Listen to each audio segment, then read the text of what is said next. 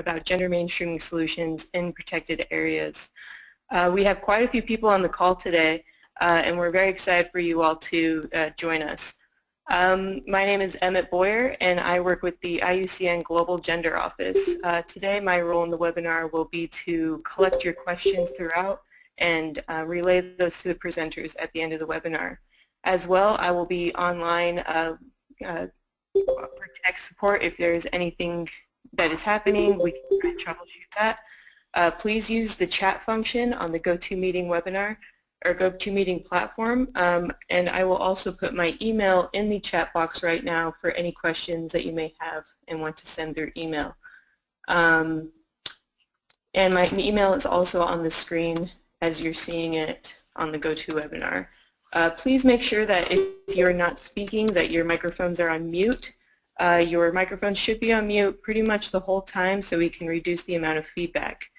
And once again, if there are any questions or there are any comments, please relay them to me in the chat box or over email. Thank you all, and Maria, I'm going to turn it over to you. Thank you, Emmett, and welcome also from my side. Great to have so many people on the call. And actually, this is the PANORAMA webinar with the most registrants so far out of all the webinars we've run. We had almost 200 people registered, so it's fantastic to see all this interest.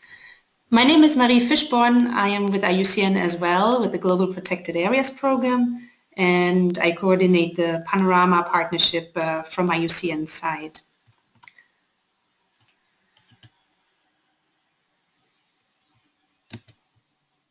So here's a quick overview of today's agenda.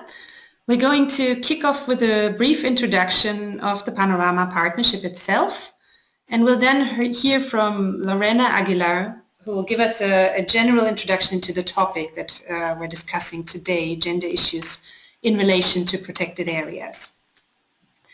And we then have 3 solution presentations, 3 case studies from the Philippines, from Guyana, and in the end we'll move again to the Philippines. And towards the end of the session, we'll have time to address your questions. So please, as Emmett mentioned, at any point during the webinar, if you have a question or a comment, just put it into the chat box and ideally send it to everyone so that we can all see it. And we'll then play these to the presenters in the end. And then we'll close in about 1 hour from now. So as a brief means of introduction, PANORAMA is a collaborative partnership initiative with the aim of documenting, sharing, collating, and promoting solutions in nature conservation, solutions that achieve conservation while at the same time benefiting society. And we document these solutions together with their owners in a standardized format and then promote them in a variety of ways. So the aim is to connect people around success stories and support the broader application of these successes. In a nutshell, this is how the process works. It starts with a so-called solution provider who documents his or her solution using this template, and the solution then goes through a review process. And very importantly, the solution provider identifies the core components that made this approach successful, which we call building blocks. Once the solution has been reviewed and finalized, it is then published as part of a global database. And this database has several thematic components. I'll get to that in a moment. Another user, a so-called solution seeker, can then query that database, refer to the solutions for inspiration, for developing new projects, and for better addressing his or her own conservation challenges. What do we mean by solutions? Well, solutions are specific applications of a tool, a method, or an approach that has worked and inspired action. And we have come up with 3 very broad criteria. Firstly, a solution is of course something that's been implemented with some tangible impact, and that is more than just an idea. Secondly, it must be replicable or scalable and not completely specific to just one context and wouldn't work elsewhere or in any other context. And thirdly, depending on which thematic chapter of Panorama this solution is contributed to, it must be relevant to that particular topic. So for example, with IUCN's Protected Areas program, we are responsible for the section of Panorama that looks at protected area related solutions. So any solution that will publish and promote would need to be implemented in a protected area or for the benefit of a protected area or several protected areas. This slide just gives you an impression of the diversity of contributors. Panorama is principally open to any institution to submit their experiences, and the partnership is currently led by IUCN together with GIZ, the German Development Corporation, but our role is really just to be knowledge brokers and to provide the platform. After that, anyone can submit their solution, and we've had contributions from large and small conservation NGOs, from government agencies, academic institutions, etc. Once the solutions are documented, we promote them in a variety of ways, firstly through an online platform, but also through face-to-face meetings such as workshops and trainings where people can get together in person to share and learn from each other.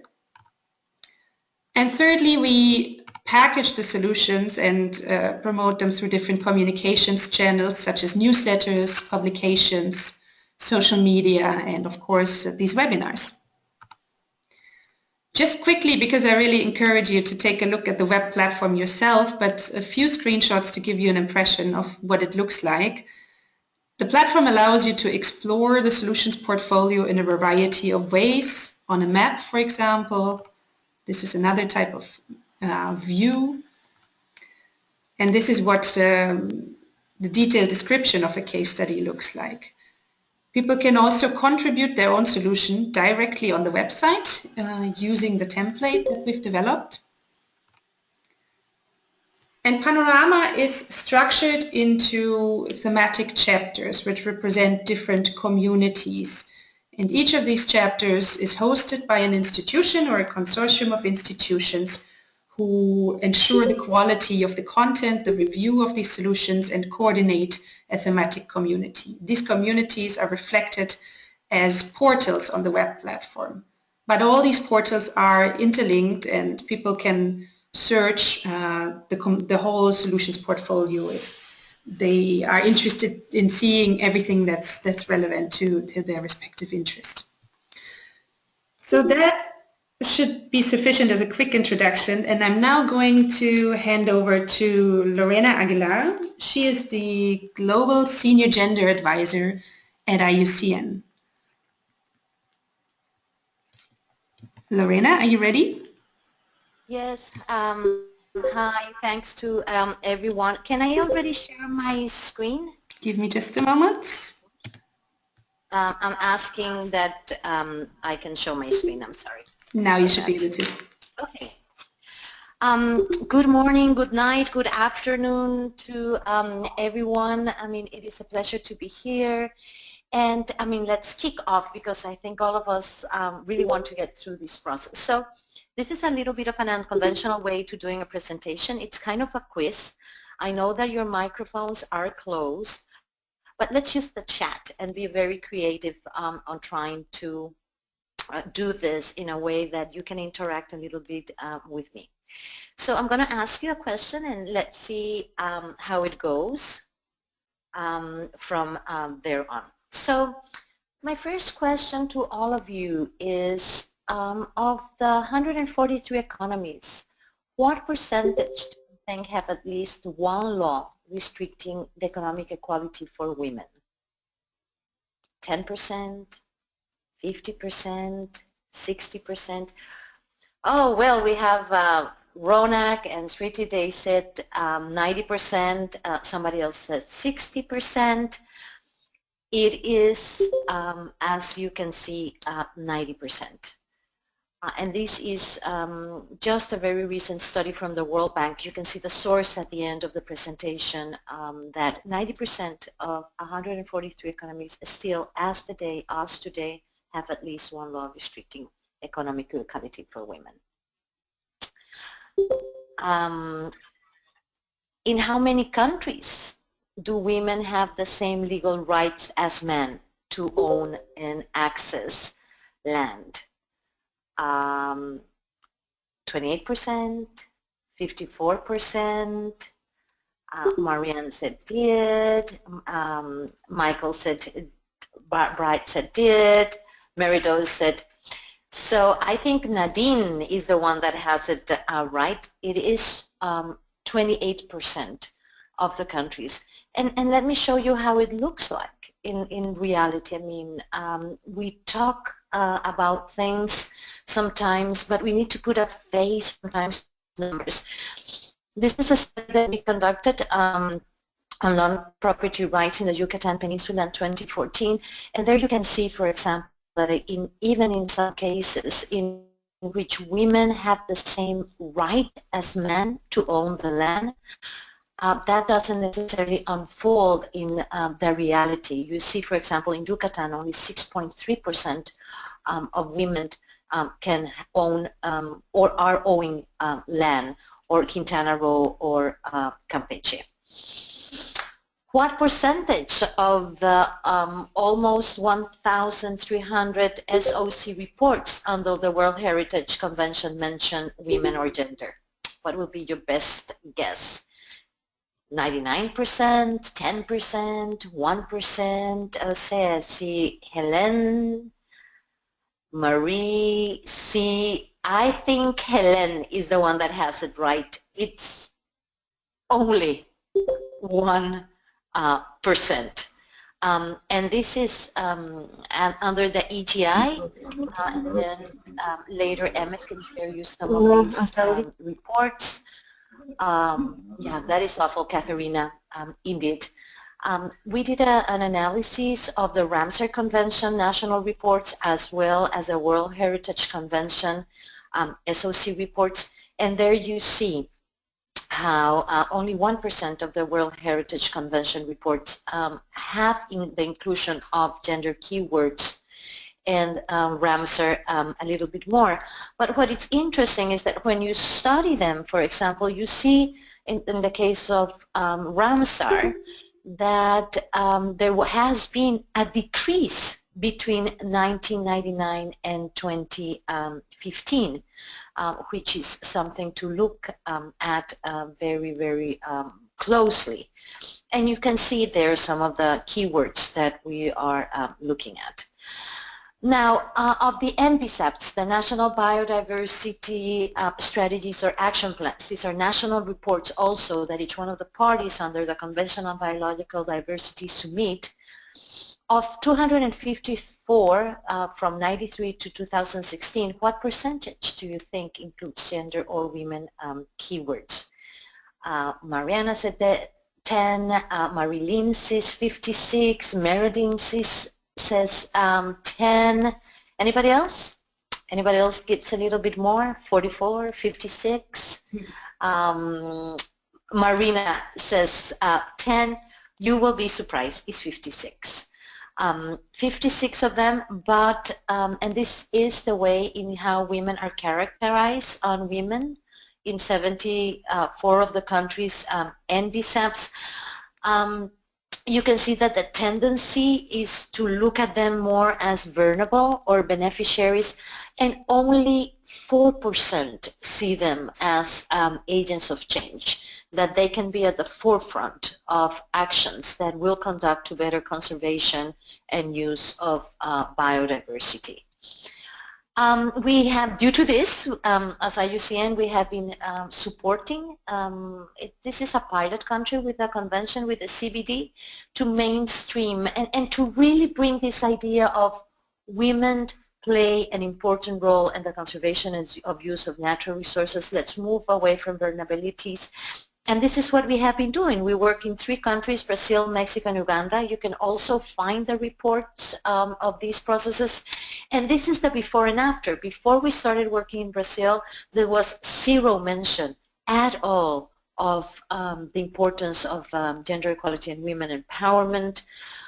Now we have more than 37 references that are in-depth references. They're just not mentioning, sprinkling women and here and there, but really looking at women as agents of change. You see Mexico, we went from 21 to 2003, where now we have indicators, we have resources, we have gender-related activities, and you can also see Uganda, the before and after. So, but why are we doing this? Because there is indeed an added value of gender mainstreaming. We know that it increases efficiency and effectiveness. We know that ensures incorporation of differentiated knowledge, skills, and experiences. It enhances sustainability. It improves credibility and accountability, impacting livelihoods, compliance with human rights standards, and of course prevents increasing gender equality. So let's look at some of them. I mean, when it comes to efficiency and effectiveness, a World Bank review of 121 rural water supply projects found that women participation was one of those variables that's strongly associated with the project effectiveness. And it also found out that the failure to get gender differences in inequality into account could result in the failure of projects. Also, I mean, I'm going to stay on efficiency and effectiveness. Sorry for that fingertip. So just to give you an example, in Jaú National Park in Brazil, IUCN biologists were doing a research on wildlife consumption, 3 years of collecting the information from the hunters, and when we asked them if they have ever collected information from the women, they laughed at us and they said, well, men are the hunters, not the women. And we asked them, and we worked with the women, and less than 15 days after asking the women what did they process from the forest, we had more updated information than the 3 years of our colleagues working on the field. Innovation and knowledge, definitely, for example, in the Humboldt University in Colombia was doing biprospection only to come to the men. When we asked them why you had never talked to the women, they did, and they found 45 new species. Zoning and forest landscape restoration, so there's so much innovation that is happening. Now, what are the risks? If you don't embrace gender equality and women empowerment as a principle, you're going to have inaccurate identification of the primary stakeholders. I mean, we talk about embracing diversity in protected area. This is about social diversity, as well as a forest is strong in its diversity, especially in the tropic. So are societies. If you are able to recognize that women and men of different age and different groups are part of that. You will have an equitable system for sharing of benefits. You're going to maintain inequalities, for example, in land and resources. You're going to marginalize half of the population of the world. 3.5 billion women are a solution to whatever work you're doing, protected area, climate change, coastal marine. So we are at the front. Those are other of the risks, especially limited impact in livelihoods, and you're going to miss financial opportunities for institutions which are more, that have really understand that gender equality is not only something that you do because you have to be politically correct, but this is one of the best ways to move forward and to bring that diverse groups that are part of our society. Thank you very much. Thank you so much, Lorena, for this inspiring introduction and very interesting facts and figures. I am now passing on to Barbara Klabot and Michelle Baird. Barbara is an independent consultant, and Michelle is a marine biologist for the Coastal Conservation Education Foundation in the Philippines. And they'll introduce a case study together.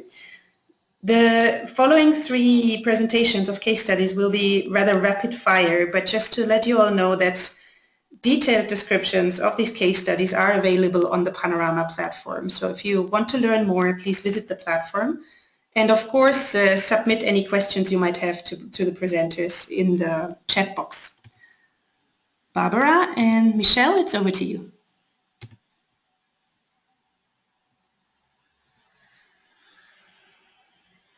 Barbara, I think you need to unmute your microphone.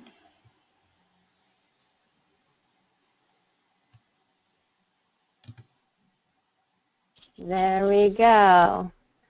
Can you hear me and see me? Yes, you're all set. Fantastic. So my name is Barbara Klabitz. Michelle Baird is also on this call with us as she supported my research in the Philippines. And I'll be presenting the graduate research I did with the University of Washington back in 2012. And we started with marine protected areas in the Philippines, which have a long history of support from global aid. And one of the things that we know has been happening for decades in the Philippines is that the MPAs have been traditionally managed by registered fisher folk who are primarily fishermen. And even when women fish for subsistence or for their dinner table, they have not been registered fisher folk. And so they haven't been formally included in a lot of the protected area development. And we know this, one of the outcomes has been documented high poaching rates in those MPAs by women. And our study site, you can see Philippines and Southeast Asia here, and Siquijor Island in the blow-up, which is in the central Visayas. So I had 3 study sites. 2 MPAs had women and men participating in MPA management. And one site had only fishermen, and you can see that on the right. You can see there's 2 different groups. So the goals of my project were to document what women were doing in the MPAs, because there was nothing in the literature about that, and also identify opportunities and best practices for gender mainstreaming in protected area management. So one of the most important things that came out of the project was that there should be non-consumptive income opportunities around the MPA for women. And one of the ways that women were doing this in practice, I was observing and documenting. I didn't implement what they were doing, but they were promoting and managing dive tourism. In the Maite MPA, they have the mandarin fish on the reef on the left. You can see a photo of that. And the mandarin fish is a draw for the dive tourists, so they were advertising that. And they also manage aquaculture projects like seaweed farming, which are supported by ADB. You can see Asian Development Bank supporting there, and that goes through the local fisheries agency. And the second important piece is including women in the MPA management activities. And those activities are important for enforcing the policies of the MPA and also documenting the health of the reef. And so we have some photos here of showing how easily it was for the Binaogan women to monitor the MPA from their homes, which are just across the street there, because they can see over the seawall. So they have easy access to keep their eyes on the MPA even when the fishermen are not around or even at nighttime. If you're close to the MPA, then they would go out there with flashlights and patrol and walk the beach and take the boat out just to make sure that nobody was poaching fish. And they were also participating in the reef snorkeling to document the health of the reef and start to learn how to monitor reef health. And you can see all these women participating, and Michelle and I are also in that photo on the boat. And the women were increasing revenue to the communities because with their different skills and their different work days, they actually were creating more livelihood opportunities. So the impact of women's involvement in Siquijor was really that the community had a broader acceptance of the MPA and were more likely to enforce and support the rules. And some women were also civilian sea patrol fish wardens, so they wore their Bantay Dagat shirts and hats and went out in boats and patrolled the MPA, and they felt empowered to do that. Diversity in revenue opportunities so that it's not just based on the fisheries was important for the communities, and also to have the women recognized for their leadership and the skills that they were bringing, like the women treasurer documenting with great transparency what the income and expenses were for the MPA, and documenting that income with such transparency really helps people support the MPA so that they know where the money is going and it's all being distributed equally between the participants. So I learned that very little was documented about women's roles in protected area management, and so I did as much as I could to contribute to the literature. And the change was really driven by fisheries agency and nonprofit staff like Michelle, who intentionally supported women's leadership, who really invited women to participate in the MPAs because it's their facilitation that brings women to the table. And formally, there's not a lot of accountability mechanisms to make sure that women are being involved and that they are also receiving benefits of the MPAs, whether or not they're fishing. So that's something that I've recommended that needs to change in many funding frameworks. And what was really amazing was that the gender stereotypes can change, and they did change while I was there. The fishermen from Katikugan on the left here are showing me their guardhouse, and when I first asked them about what women would bring to the table, they weren't really sure if women could do a whole lot for them, and at the end they decided that women would make great MPA managers and they invited them aboard.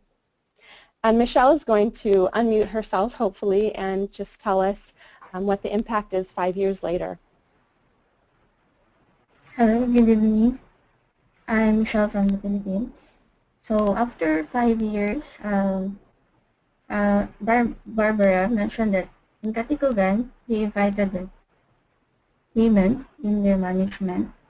So when the study started, most of the members of the local management were all male.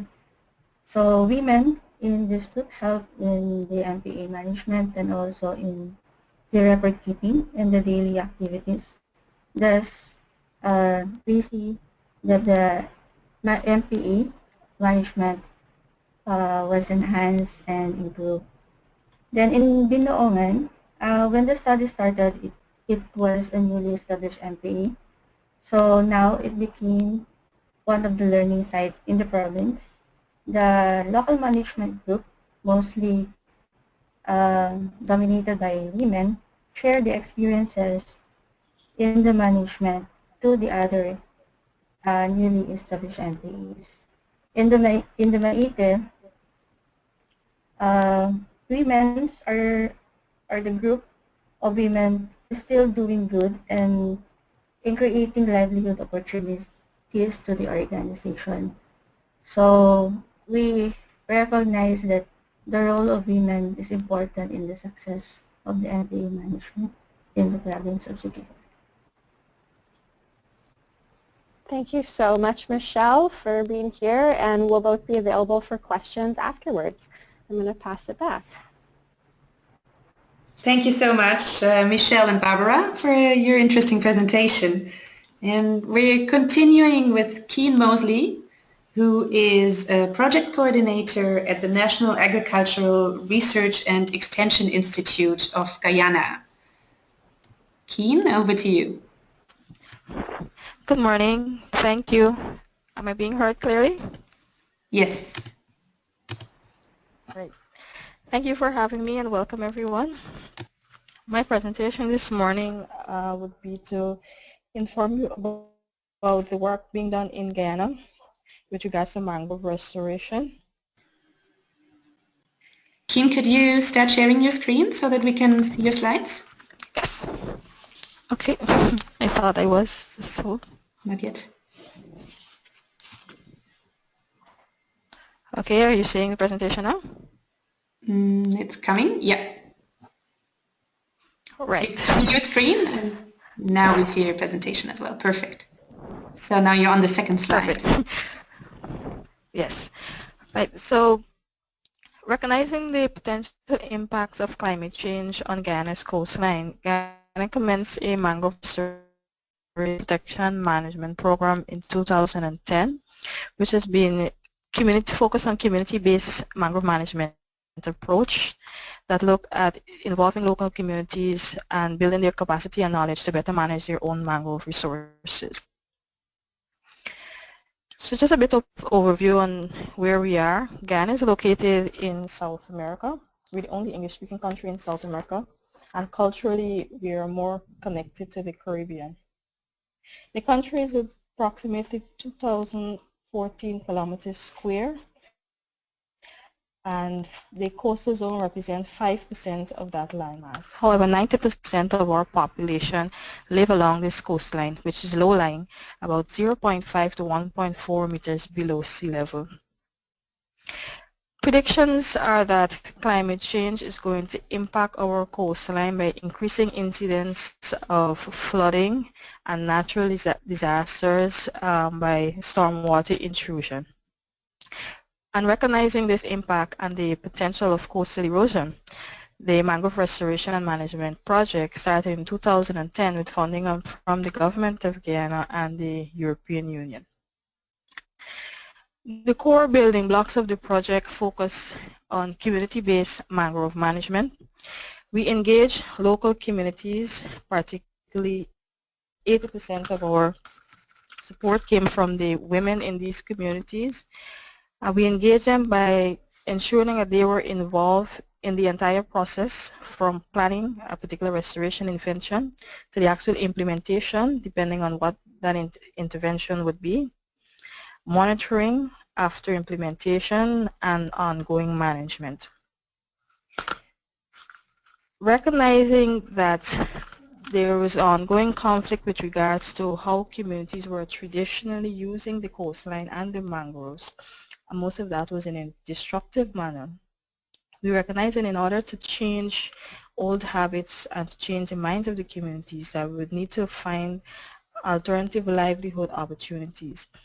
And in doing that, we would have worked with the local communities and the women to train them in beekeeping as one of the primary alternative livelihood opportunities, and that resulted in the formation of the Mangrove Reserve Producers Co-op Society, which is a group of women that do training and rear their bees within the mangrove forest and market that as mangrove honey, encouraging persons to essentially buy a piece of their sea fence when they're purchasing honey from this group. We've also worked with them to create a tourism product referred to as the Mangrove Heritage Trail Tour that informs persons about the unique heritage of coastal villages along the east coast of Demerara, while at the same time promoting environmental conservation and awareness about mangroves. The restoration aspect, the building block, focus on the principle of ecological mangrove restoration, which is basically 5 steps that require an understanding of what species of mangroves is at a particular site, what are the conditions that species need to be able to naturally regenerate, what is preventing the species from regenerating naturally, and what amendments might be needed to the site to be able to promote natural regeneration.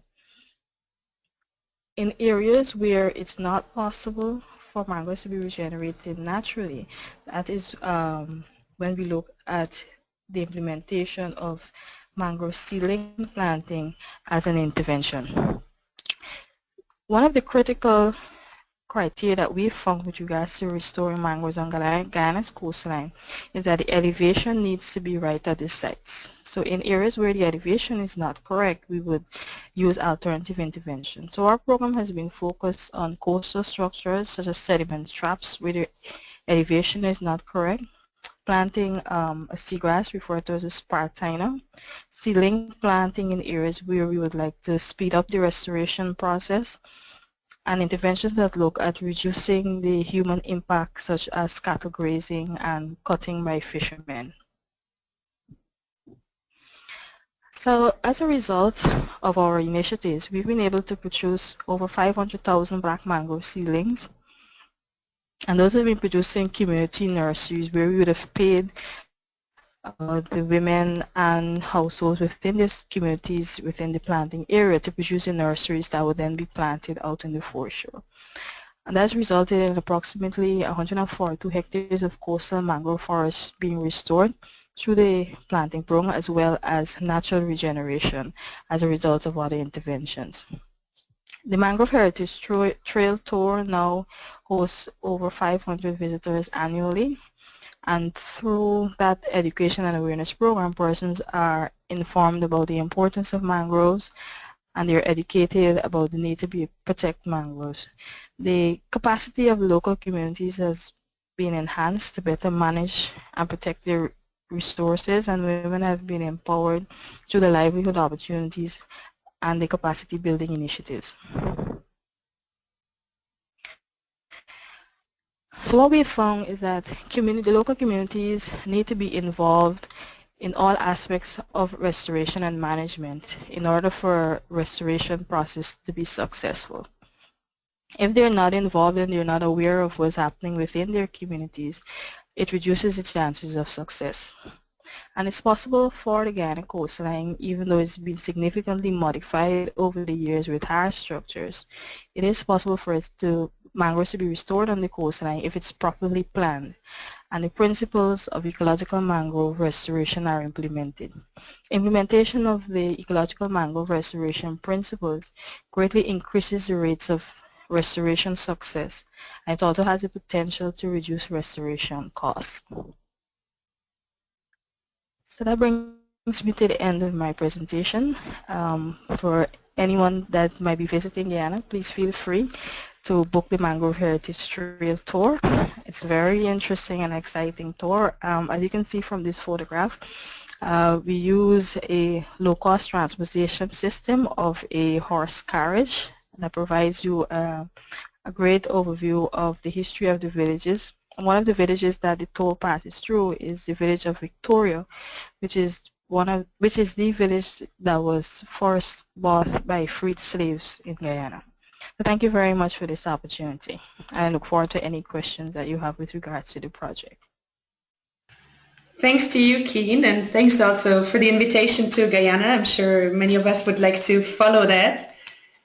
So just to remind everyone once again to submit your questions and comments. We're really interested in hearing from you and to know how your own experiences relate to the presentations. So just keep questions coming, and thanks to everyone who's already submitted comments in the chat box. We're now moving on to the last presentation.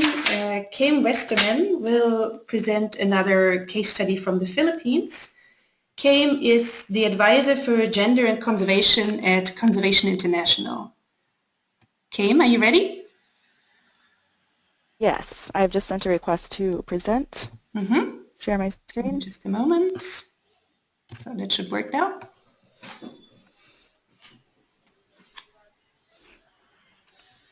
Yeah, we can see your screen. You're good to go. All set? All right, great. Good morning, good afternoon, everyone, and thank you so much for having me here. I'm going to be presenting again we're going back to the Philippines, particularly in the island of Palawan, and I'll show a map in just a moment. I do want to say I am presenting on behalf of a colleague of mine who actually is in the Philippines. She and I worked very closely together on this case study, so I will introduce her in a little bit as well. Unfortunately, she couldn't join us because the time zone difference is quite large. So we're talking about the gender integration into the Mount Magdalahan protected landscape in the Philippines. Here's a map of where this is. As I said, it's in the southern part of the island of Palawan. The protected landscape is home to a great deal of biodiversity. It's quite large, 120,000 hectares. It was designated by the government of the Philippines in 2009 as a protected area, and it is on the UNESCO World Heritage Site possible entry. Total economic valuation of the area has been approximated at about $5.5 billion, so quite important biologically.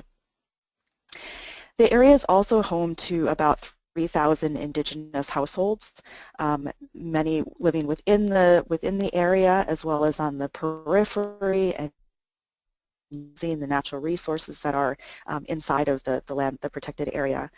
And another estimate has said that the indigenous households generate about $1 million in revenue from those environmental goods. So this is my colleague, Janie, who did much of the field work on the ground. She is Filipino. She's been working in Palawan for about 20 years. And so she's very involved with this protected landscape. She was there from the very beginning. She's very connected to the stakeholders involved, both the indigenous communities as well as the management board of this protected area. And therefore she has a lot of influence in the management of the area. So just to set the scene a little bit, the protected area had, as I said, been finalized in 2009 to 2010, and they had just finished the first 5-year management plan. And we thought, well, wouldn't it be a great time, a great opportunity to look back at look back and review how gender had been integrated up until this point in the protected area. So Janie, like I said, was really very much involved from the very beginning, so she knew who to talk to, she knew where the documents were to look at, and she used what CI uses, these gender integration guidelines, which basically walk someone through the main gender-related questions that you want to look at in conservation programming. So this was her main guide. She ended up looking at all of the gazettement documents, so all the documents that were put together in order to present to the government and ask for protection. So this included meeting minutes, other documents, that, consultations with local communities and things like that. And let's see, here's just another picture of some of the indigenous people that live there. Janie also did a number of focus groups with men and women who lived within and adjacent to the protected area, and then did a number of interviews too with key people, so key leaders and then people that were actually part of the management board of this protected landscape. And that board is made up of local people as well as NGOs and government representatives. And Janie was really looking at 3 main things. First, she was looking at how men and women felt that they were being impacted by the protected area. Second, she was looking at how men and women were involved and are involved in the management. And then finally looking at barriers that men and women had in being more involved in the protected area management. So what she found very generally was, that there was very public recognition that gender was a gap. There had been no gender analysis done in the very beginning, looking at how men and women use the different resources, how men and women are involved in decision making of natural resources. Looking back at the documents, from the meetings and things like that, there was no disaggregation of results of responses of people. So it said stakeholders said this, or local communities feel like this, or they're talking about partners. There was never outward recognition that men and women were separate entities. Also, we found, there had been a great desire to make this landscape very community-centered and respond to community needs, and so there were a lot of consultations with leaders. However, in this part of the Philippines, indigenous leaders are all men, and so it was only men who were consulted. So the second point here, there was agreement by both men and women that she interviewed through the focus groups and the interviews that that gender consideration should be more explicit. Everyone recognized that this was a gap, that they wanted to do something about it. And and we were able to actually provide some very specific recommendations to the new management plan, and those were incorporated.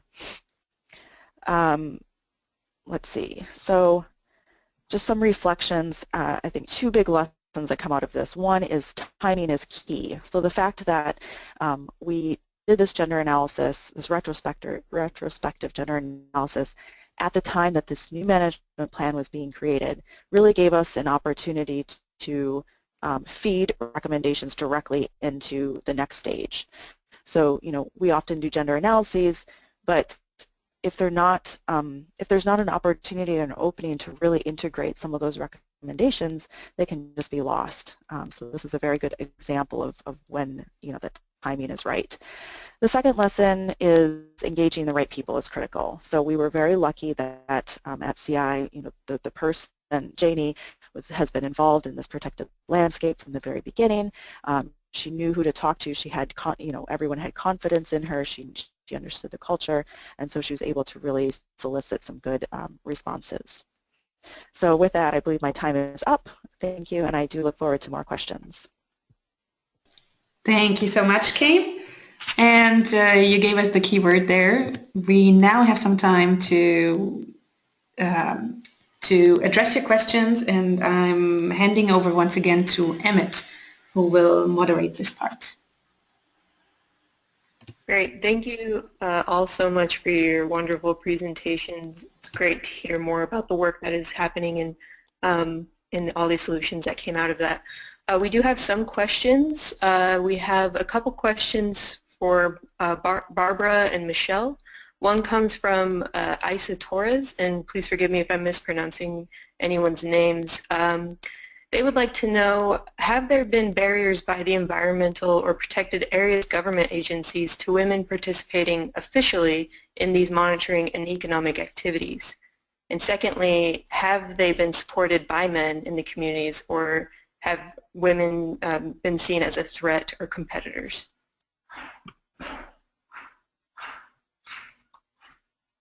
That is a fantastic question, and I did write about barriers in the official report, so you can read that if you want. But the biggest barrier that I saw was that many fisheries agency staff, or some of the ones that I interviewed, did not know about the requirement, Act 9712, I believe, in the Philippines, that requires 35% participation of women in any agency activity. And so the ones who were aware of that were supportive of including women, even if they weren't really sure how or why. And on the flip side, there were some staff who felt like, what would women bring to the table? They didn't think that it was safe for women to patrol the MPA. And so there were definitely stereotypes there. And the fishermen didn't even see women as competition in Kachikugan. They really saw that, well, if women came, they would cook and clean the guardhouse and cook for us while we're guarding, but that's all that they understood that women's value would bring to the MPA. So it was really not a resistance, but just an opportunity for learning, and once they saw the results, they were quite open to what women could bring to the table.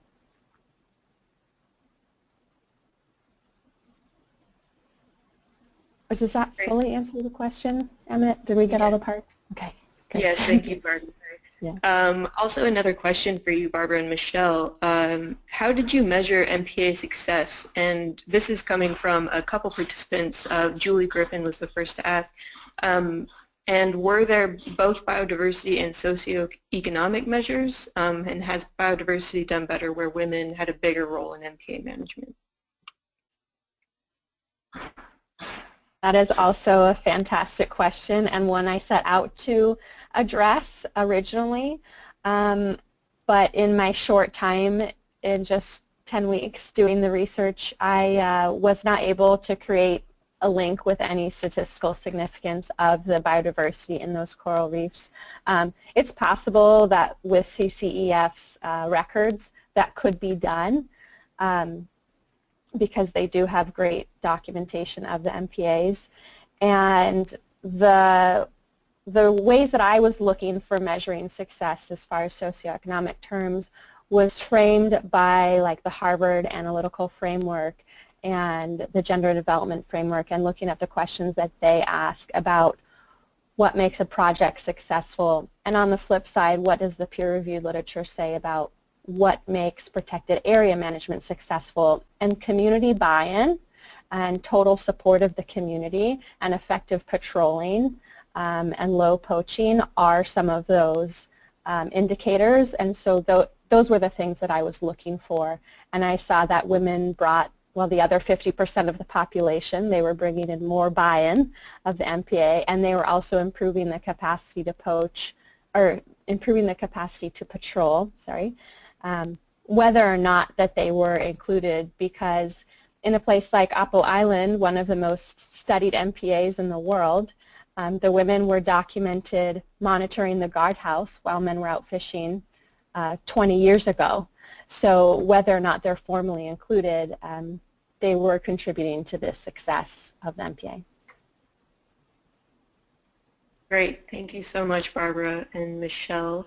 Our next question is for Keen. It's from Smriti, and they are wondering how was women's empowerment measured in the mangrove restoration project and in the study that you conducted? Okay, thank you, Emmett. So basically what we did is try to involve women in all aspects of the project. So based on the percentage of women that were involved in the various stages of planning, actual implementation.